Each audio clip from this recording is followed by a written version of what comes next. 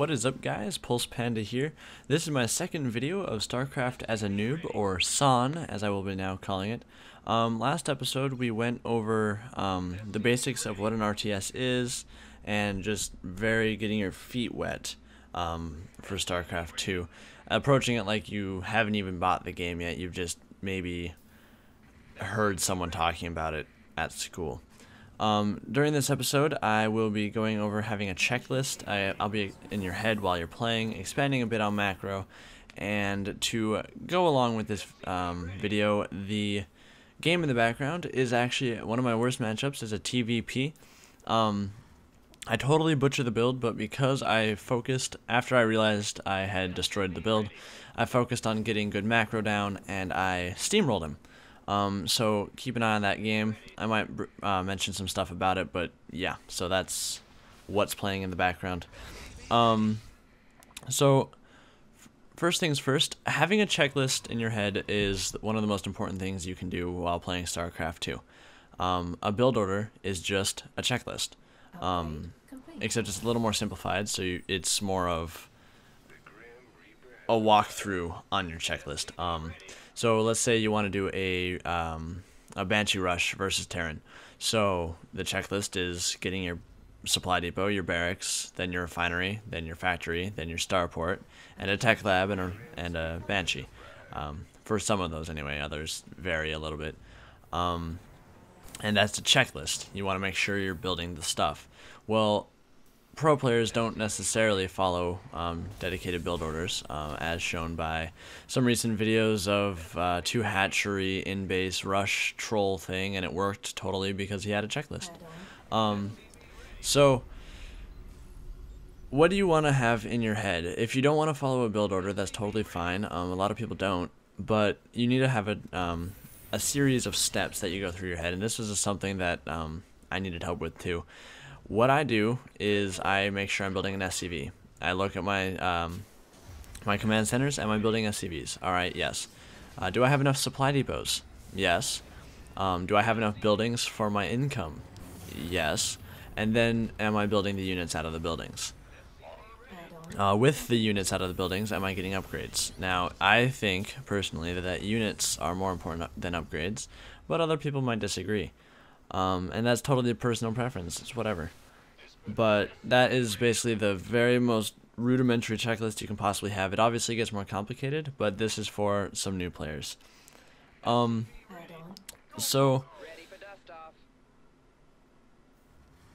depots are extremely important. Supply is really important. If you get supply blocked, you really fall behind. But a lot of players have issues with when to build your supply depot. Like, do you build it just one right after the other? Do you build it when you only have 3 supply remaining? When do you build it? Well, it depends on the time of game. There's not really a cookie cutter answer, unfortunately. Early game, I like to build it when I have 3 or 4 supply left. Late game, I build them all sequentially until I have 200 supply, because late game you're just building a lot of stuff. If you got 6 production buildings, you're going to be running out of supply depots really quickly, and that's never a good thing. So if you look at this game, my resources are always low. They're always below 600. I believe the max they ever got was 650, and that was while I was microing some Reapers while scouting and whatnot. The max this guy goes, right now it's at 1800, 1900. So that's what good macro is. If your money is low, you usually will win the game. Whoever has the best spending will usually win the game. But how do you know how good your spending is? Well, there's a couple resources out there. One is at ggtracker.com, and the link will be in the description below. And at that website, you create an account, you link your Battle.net account, and you can upload replays. And it walks you through all that. There's some other settings you can do and whatnot. And if you look at the video right now, my army is the same size. Actually, it's 1 supply lower than his army. Yet watch this fight. I totally destroy him, and that's because while I had a slightly smaller army, I had my upgrades and my spending was lower. I had the economy to back up. If I lost the fight, I still had the resources to back it up. Alright, so back to GG Tracker. This is the website, ggtracker.com. And this is the homepage it'll take you to when you click the logo at the top, you know. And so what you do is you link your Battle.net account, and it loads up your profile picture and all that stuff. It gets your ranking, your favorite race, whatever. I haven't used it a whole lot, but these are the replays I have on it. So it counts, you can upload, I think, infinite replays, and you can filter the results. And when you upload a replay, let's just upload it. Let's just upload this one. You upload the replay. It's usually pretty quick, depends on your internet speed and your computer. My internet speed's a little bit slow though, on average, so it takes a little bit of time, but you know, it uploads.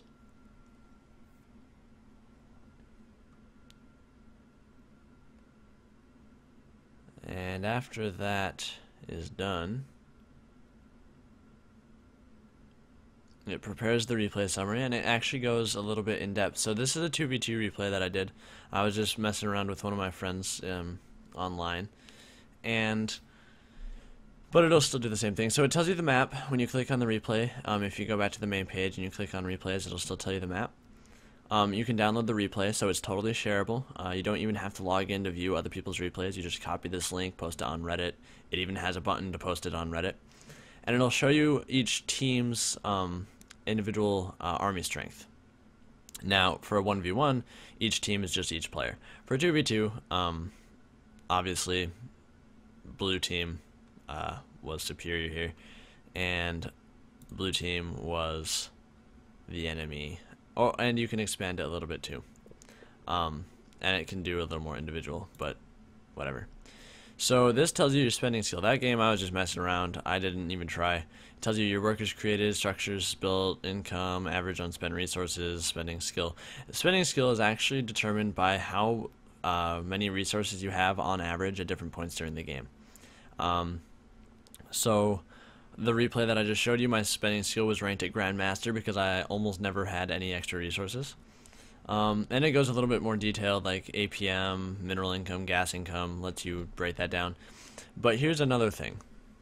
There is a website or a tool called The Ladder, and I'll post the link to that into the description below. Shout out to Jack Attack. And, sorry, the staircase. I apologize, not the ladder. And this website has the staircase view. So if you go back to the main page here, with staircase view selected, it'll help you out with that website, and this will tell you the saturation speed of each of your bases, so how fast you get full minerals production, your spending speed, and all that stuff, and it goes into depth more in that way. And that's actually fairly useful, at least for the staircase, and again, I'll have that link in the description below. This website is extremely useful. I use it when I am either trying to learn something new, trying a new build out, or I'm just getting back into the game because I took a long break. So that's what I use. It's ggtracker.com, and again, link will be in the description below. Alright, so the last thing I want to do is describe what saturation means. A lot of you don't know what that is, and so I feel like it's kind of an important thing to describe and why it's important. Saturation is when you have 16 SCVs or drones or probes on a mineral line. For the really new players out there, a mineral line is just the line of minerals next to your command center. When you have 16 SCVs on your mineral line and then 3 SCVs in each geyser, that is your saturation. But why is that important? Well, like in the last episode, in the last episode, I went over why each SCV is important and why you want to focus on always building SCVs. If you don't have full saturation and the enemy does, they're going to be producing a lot more income than you. So the faster you can get your saturation, the better. But also keep in mind that queuing your units in your command center isn't necessarily a good thing. Usually that'll just cut your resources, and then you'll think you're spending a lot, but it'll catch up to you. And that's another thing. The last thing I want to go over is don't queue your units. It's okay to have 2 Marines building in 1 barracks that doesn't have a reactor on it, So you have one queued, so as soon as it's done, it'll build another one. But if you start queuing 3 or 4, you're going to be spending the resources, but then your resources are going to catch up and then overpass you. And you could have just been using those resources for other units, SCVs, expansions, or production buildings. One thing to practice for today, go into a custom game and just focus on building SCVs, getting full saturation as fast as possible while keeping your resources down, only building barracks and marines. That is all you gotta do. Keep your resources down, upload the replays to the GG Tracker website, and see how you do. If you can start getting to like Master, Grandmaster, even Gold, whatever your goal is, aim for a little bit higher. Anyway, that's all I have for today. One quick thing, I'm planning on releasing some videos every Monday. That is kind of my goal. This video took so long because I recorded it 4 or 5 times and I wasn't happy with the way it worked out. But that's a soft goal on Mondays. I'm starting school again on the 12th, and I don't have any idea how open I'll be over the weekends to record these videos, but I'll be giving it my best shot. Don't forget to like, subscribe, comment, and share with your friends. If you have any comments, suggestions, concerns, complaints, or gripes, please leave them in the comments below. I do love reading those, and I try and tailor them to what you guys appreciate. Thank you for watching my videos, and have a wonderful day.